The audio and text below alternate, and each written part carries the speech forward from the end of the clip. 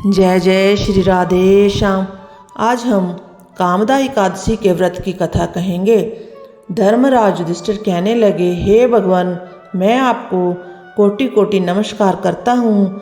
अब आप कृपा करके चैत्र शुक्ल एकादशी का महत्व में कहिए। श्री कृष्ण कहने लगे कि धर्मराज, यही प्रश्न एक समय राजा दिलीप ने गुरु वशिष्ठ जी से किया था और जो समाधान उन्होंने किया वह सब मैं तुमसे कहता हूँ। प्राचीन काल में रतनपुर नामक एक नगर था। वहाँ पर अनेक ऐश्वर्यों से युक्त पुंडरीक नाम का एक राजा राज्य करता था। रतनपुर नगर में अनेक अप्सरा, किन्नर तथा गंधर्व वास करते थे। उनमें ललिता और ललित नाम के दो स्त्री पुरुष भी थे। उन दोनों में अत्यंत स्नेह था, यहाँ तक कि अलग अलग हो जाने पर दोनों व्याकुल हो जाते थे।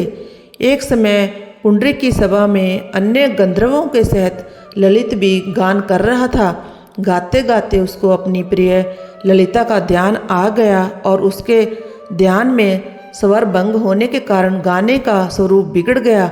ललित के मन का भाव जानकर ककरोट नामक नाग ने पद भंग होने का कारण राजा से कह दिया। तब पुंडरीक ने क्रोधपूर्वक कहा कि तू मेरे सामने गाता हुआ अपनी स्त्री का स्मरण कर रहा है, अतः तू कच्चा मांस और मनुष्यों को खाने वाला राक्षस बनकर अपने किए कर्म का फल भोग। पुंडरीक के शाप से ललित उसी क्षण महाकाय विकराल राक्षस हो गया। उसका मुख अत्यंत भयंकर, नेत्र सूर्य चंद्रमा की तरह प्रदीप्त हो गए तथा मुख से अग्नि निकलने लगी।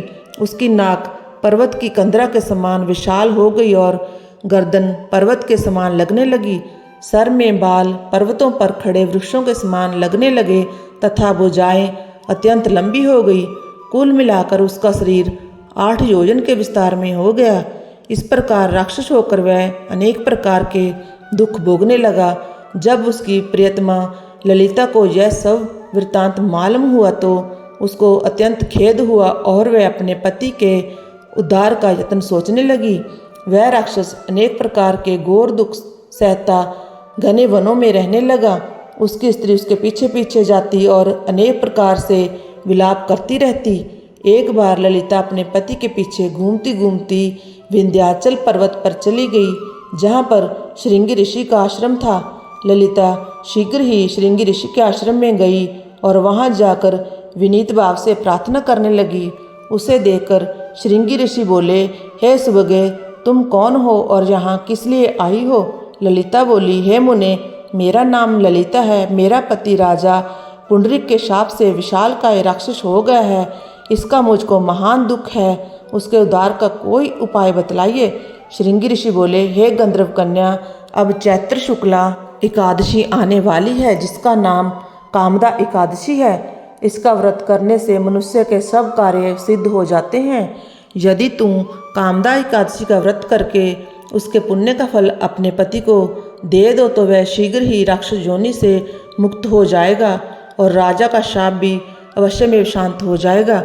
मुनि के ऐसे वचन सुनकर ललिता ने चैत्र शुक्ला एकादशी आने पर उसका व्रत किया और द्वादशी को ब्राह्मणों के सामने अपने व्रत का फल अपने पति को देती हुई भगवान से इस प्रकार प्रार्थना करने लगी, हे प्रभु, मैंने जो यह व्रत किया है इसका फल मेरे पति देव को प्राप्त हो, जिससे वह राक्षस योनि से मुक्त हो जाए।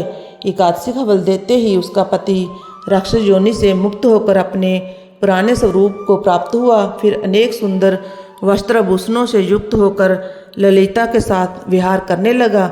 उसके पश्चात वे दोनों विमान में बैठकर स्वर्गलोक को चले गए। वशिष्ठ मुनि कहने लगे कि हे राजन, इस व्रत को विधि पूर्वक करने से समस्त पाप नाश को प्राप्त हो जाते हैं तथा राक्षस आदि की योनि भी छूट जाती है। संसार में इसके बराबर कोई दूसरा व्रत नहीं है। इसकी कथा पढ़ने या सुनने से वाजपेय यज्ञ का फल प्राप्त होता है। इस प्रकार एकादशी महत्व का 10वां अध्याय समाप्त हुआ। जय जय श्री राधे श्याम। बोलो एकादशी मैया की जय। ऐसी ही बहुत सारी वीडियोस देखने के लिए चैनल को सब्सक्राइब करें और वीडियोस को लाइक करें।